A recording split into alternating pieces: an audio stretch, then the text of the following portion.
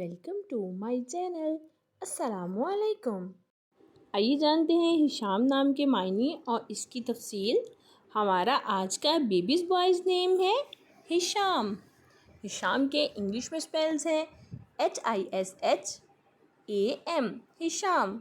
एक Islamic name है और लड़कों के लिए रखा जाता है ये नाम हिशाम। इस नेम के मायने हैं सखी, Fayaz, Hisham.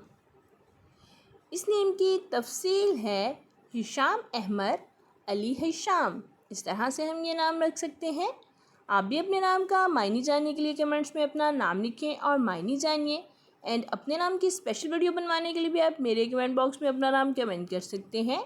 And please like the video, subscribe my channel. Okay dears, फिर मिलेंगे न्यू नेम न्यू वीडियो के साथ। अपना ख्याल रखिएगा, दुआओं में याद रखिएगा। अल्लाह हाफिज़।